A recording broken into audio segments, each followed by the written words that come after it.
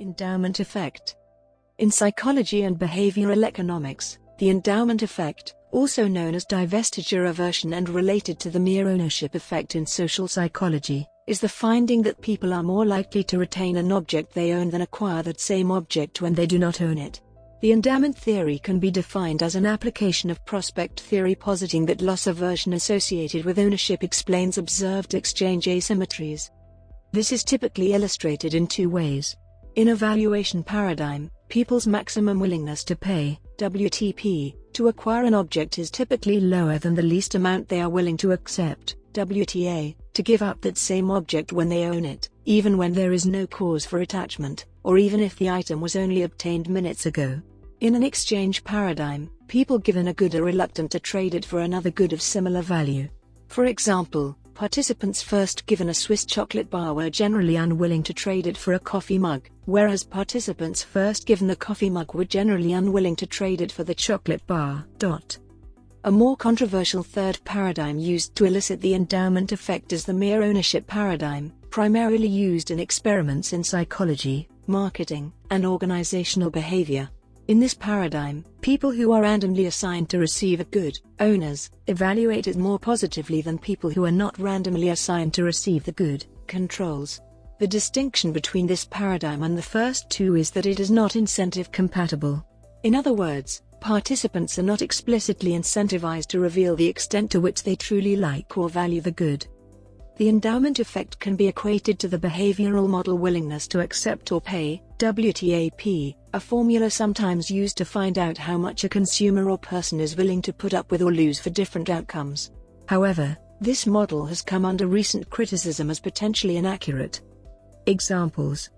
One of the most famous examples of the endowment effect in the literature is from a study by Daniel Kahneman, Jack Netsch, and Richard Thaler, in which participants were given a mug and then offered the chance to sell it or trade it for an equally valued alternative, pens. They found that the amount participants required as compensation for the mug once their ownership of the mug had been established, willingness to accept, was approximately twice as high as the amount they were willing to pay to acquire the mug, willingness to pay. Other examples of the endowment effect include work by Ziv Karman and Dan Ariely, who found that participants' hypothetical selling price, willingness to accept or WTA, for NCAA Final Four tournament tickets were 14 times higher than their hypothetical buying price, willingness to pay or WTP. Also, work by Hussein and List, working paper, discussed in The Economist in 2010, showed that workers worked harder to maintain ownership of a provisional awarded bonus than they did for a bonus framed as a potential yet-to-be awarded gain. In addition to these examples, the endowment effect has been observed using different goods in a wide range of different populations, including children, great apes, and New World monkeys. Background. The endowment effect has been observed from ancient times.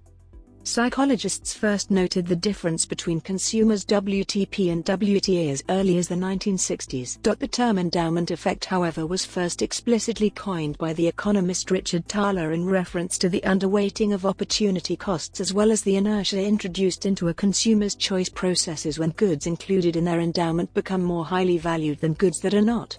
In the years that followed, extensive investigations into the endowment effect have been conducted, producing a wealth of interesting empirical and theoretical findings.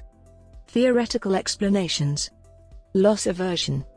It was proposed by Kahneman and his colleagues that the endowment effect is, in part, due to the fact that once a person owns an item, foregoing it feels like a loss, and humans are loss-averse. They go on to suggest that the endowment effect, when considered as a facet of loss aversion, would thus violate the Coase theorem, and was described as inconsistent with standard economic theory, which asserts that a person's willingness to pay, WTP, for a good should be equal to their willingness to accept, WTA, compensation to be deprived of the good, a hypothesis which underlies consumer theory and indifference curves. However, these claims have been disputed, and other researchers claim that psychological inertia, differences in reference prices relied on by buyers and sellers, and ownership, attribution of the item to self, and not loss aversion are the key to this phenomenon. Psychological inertia. David Gall proposed a psychological inertia account of the endowment effect. In this account, sellers require a higher price to part with an object than buyers are willing to pay because neither has a well-defined, precise valuation for the object, and therefore there is a range of prices over which neither buyers nor sellers have much incentive to trade.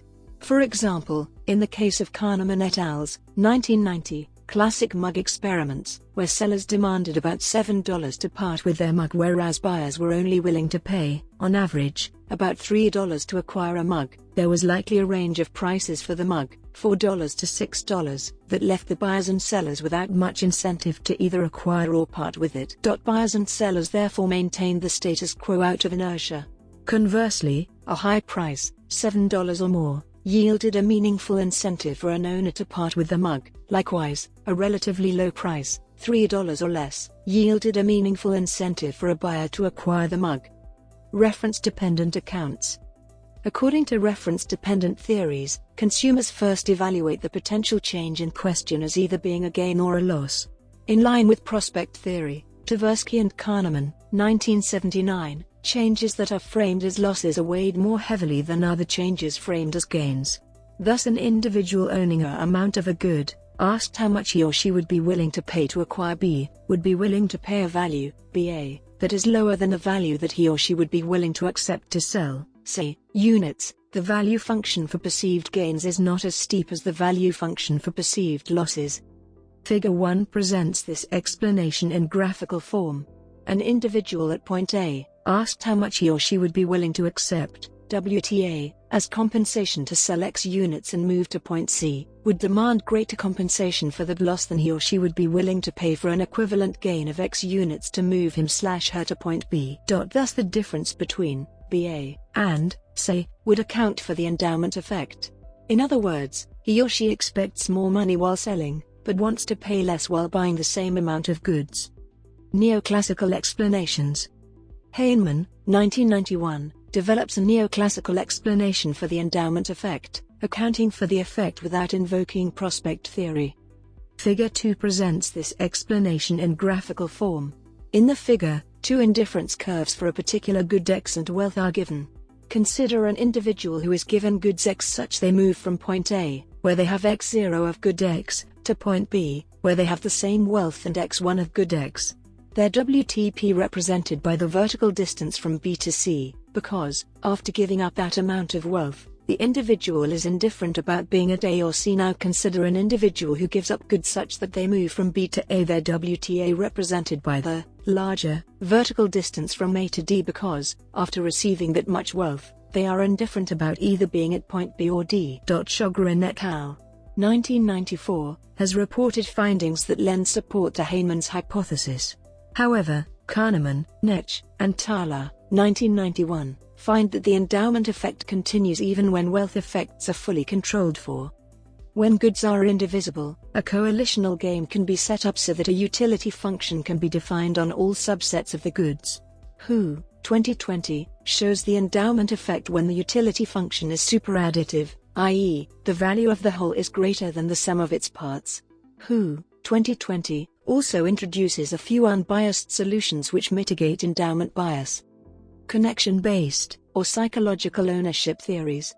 Connection-based theories propose that the attachment or association with the self induced by owning a good is responsible for the endowment effect. For a review, see Morwedge and Giblin, 2015.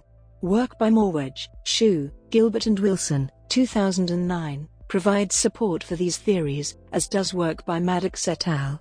2010. For example, research participants who were given one mug and asked how much they would pay for a second mug, owner buyers, would WTP as much as owners sellers. Another group of participants who were given a mug and asked how much they would WTA to sell it. Both groups valued the mug in question more than buyers who were not given a mug. Others have argued that the short duration of ownership or highly prosaic items typically used in endowment effect type studies is not sufficient to produce such a connection, conducting research demonstrating support for those points, for example Leation Rotten Streak, working paper. Two paths by which attachment or self-associations increase the value of a good have been proposed. Morwedge and Giblin, 2015. An attachment theory suggests that ownership creates a non-transferable valenced association between the self and the good. The good is incorporated into the self-concept of the owner, becoming part of her identity and imbuing it with attributes related to her self-concept. Self-associations may take the form of an emotional attachment to the good. Once an attachment has formed, the potential loss of the good is perceived as a threat to the self. A real-world example of this would be an individual refusing to part with a college t-shirt because it supports one's identity as an alumnus of that university. A second route by which ownership may increase value is through a self-referential memory effect, SRE, the better encoding and recollection of stimuli associated with the self-concept. People have a better memory for goods they own than goods they do not own. The self-referential memory effect for owned goods may act thus as an endogenous framing effect. During a transaction, attributes of a good may be more accessible to its owners than are other attributes of the transaction. Because most goods have more positive than negative features, this accessibility bias should result in owners more positively evaluating their goods than do non-owners. Greater sensitivity to market demands for sellers. Sellers may dictate a price based on the desires of multiple potential buyers, whereas buyers may consider their own taste. This can lead to differences between buying and selling prices because the market price is typically higher than one's idiosyncratic price estimate.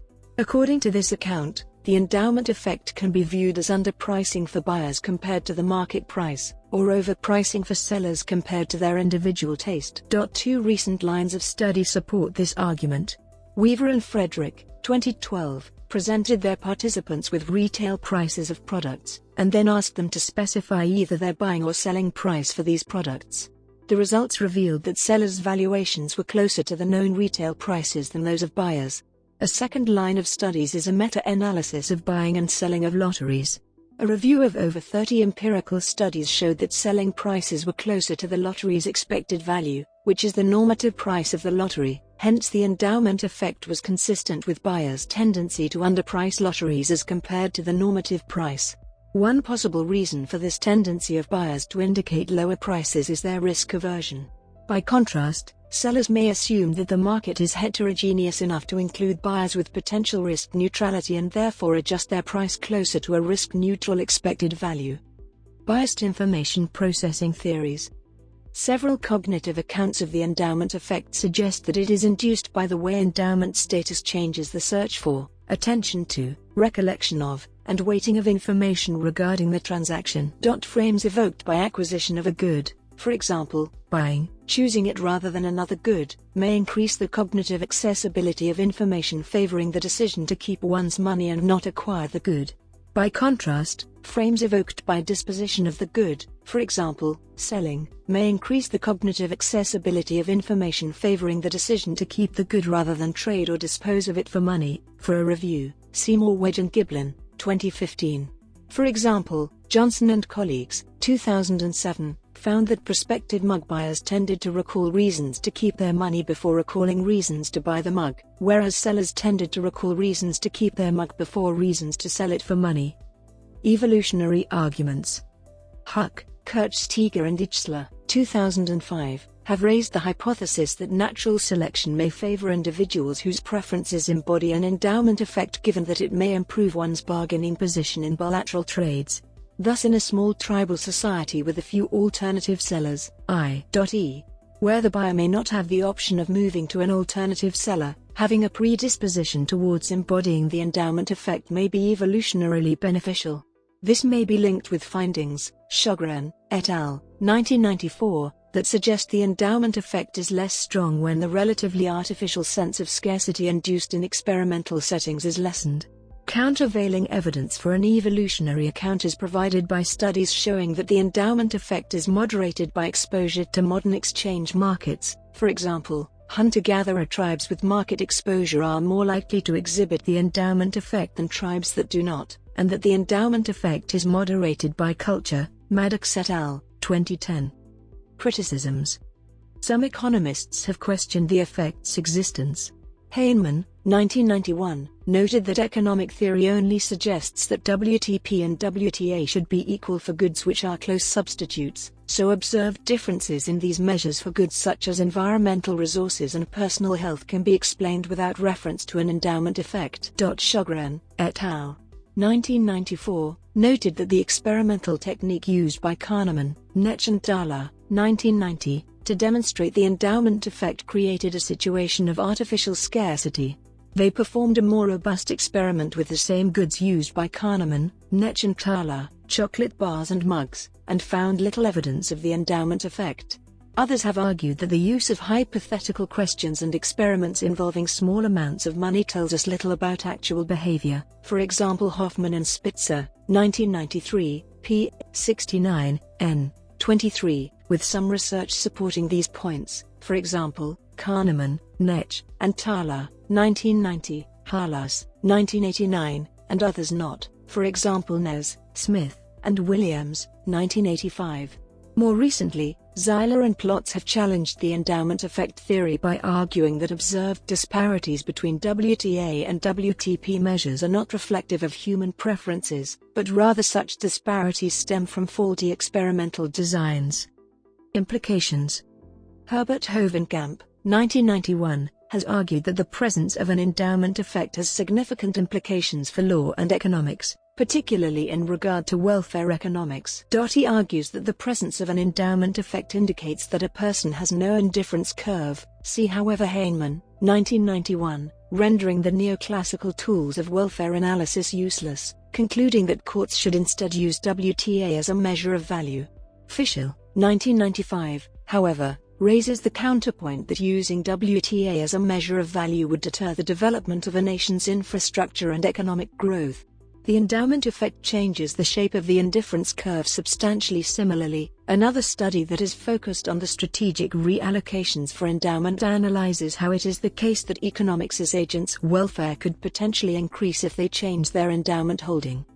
The endowment effect has also been raised as a possible explanation for the lack of demand for reverse mortgage opportunities in the United States, contracts in which a homeowner sells back his property to the bank in exchange for an annuity. Huck, Kirchsteiger, and Ichsler, 2005.